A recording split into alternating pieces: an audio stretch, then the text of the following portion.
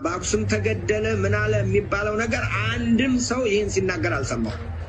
እዚያ ከሀገሩ ያለ ከውጭ ያለው ሲያራግብ ነው እንጂ እዚያ ውስጥ ይሄን ያህል ሰው አልቋል። ይሄን ያህል እንግዲህ አንዱ ሲናገር የሰማሁት ወደ 20 ሰዎች በጦርነቱ ምክንያት ሲቪላን ወደ 20 ሰዎች ሞተዋል የሚል ነው እንጂ ሞት የሚባል ነገር አልሰማም። አክሱም ጽዮን ያለቀው ንብረታቸውን ለመጠበቅ ወይም ደግሞ ላለማስነካት ወይም ላለማስወረር እየጠበቁ ያሉትን በመደዳ ገድለዋቸው ረግፈው ቀርተዋል እንደ ቅጠል። ይሄ ዘመን ያጋልጣል ወገኖች። ዛሬ ንስሐ ካልገባን በዚህ ዘመን ጎበዝ የምንመስል ነገር ግን በጉብዝና የምናደርገው ነገር በጨለማ የምንሄድ የምንመስል ሰዎች ብናስተውል ደስ ይለኛል። በዚህ ላይ ጉልበት የሚሆን ነገር አይደለም። ሁላችሁም በጸሎት ይሄ ነገር ምናልባት ለቅጣት መጥቶ እንደውስ እስከዚያ ድረስ የሰራነውን ነገር የተዝለከለክነውን መንፈሳዊ ዝልክልክነት ራሳችንን ነው። ይሄ አንዳንድ ጊዜ የሰማዕትነት የሚባለው ነገር የሚመጣበት አንዳንድ ጊዜ ዝለት ስንወድቅ፣ ይሄ ስጋዊ ወደ ዓለማዊ ነገር ስንወድቅ ከዚያ ለማንቃት ሊሆን ይችላል። ስለዚህ አለበለዚያ ቀጥሎ መቅረዝ መውሰድ ነው። ጎንደር የጀግና ሀገር ነው። ማንም አያርበተብተው። እፍኝ ለማይሞሉ ሰዎች ላይ መፍራት አስፈላጊ አይደለም። ሁላችን ለምን ይዘን ለሀገራችን አናስከብርም?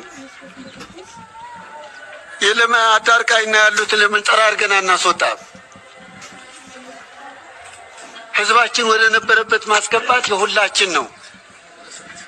አዳርቃይ እናንተ አይደለም ንገሳይ የኛ ነው የምትርሳውጡ። ዛሬ ማስ የማን ነው? ቆላ ወገራ የማን ነው?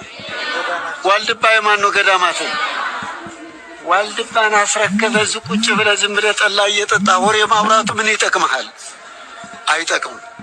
ወኔ ይኑረን፣ ሐሞት ይኑረን፣ ጀግንነት ይኑረን ሀገራችን ለማስከበር።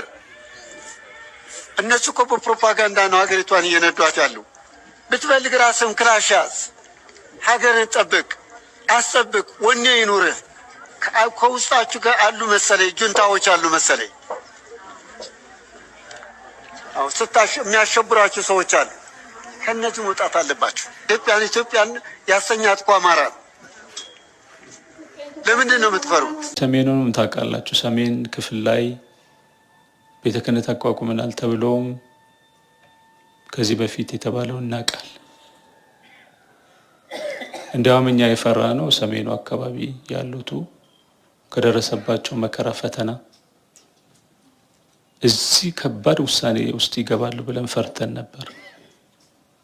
እግዚአብሔር እነሱን ጠብቆ እነሱም መነሻውም ለኢትዮጵያም ለፖለቲካውም ለመንፈሳዊ አገልግሎቱም ለሃይማኖቱም እነሱ ናቸው። ያ ሰሜን ስለሆነ ታሪካዊ አመጣጡን ሳያበላሹ እንደጠበቁ ችግራቸውን ችግር አድርገው ችለው በእንዲህ ሁኔታ እንዳማረባቸው ክብራቸውን ጠብቀው በሰላም ቤተክርስቲያኒቱን ልዕልናዋን ጠብቆ ሲቆዩ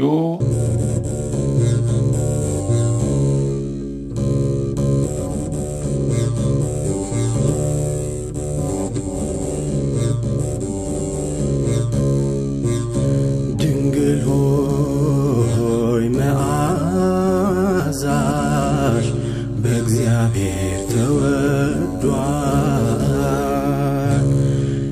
የልዑል ማደሪያው እንድትሆይ መርጦሻል።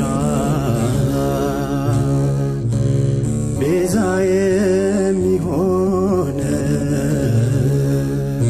ለቆሸሸው ዓለም ካንቺ ተገኘህልን ሁለተኛው አዳም። እንደ ማር በምድር እንደ ያም ማርያም ስምሽ ጥዑም ነው ለዘላለም።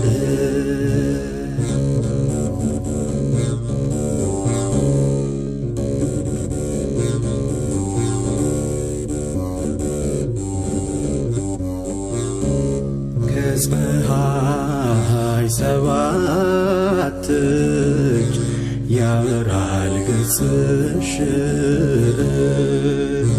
ትውልድን ያስምራል ብርቱ ጸሎትሽ በምልጃሽ አምነን በረከት አግኝቷል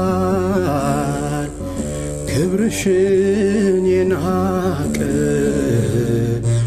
ከእግርሽ ስር ይወድቃል እንደ ማር በምድር እንደ ያም ባርያም ስምሽ ጥዑም ነው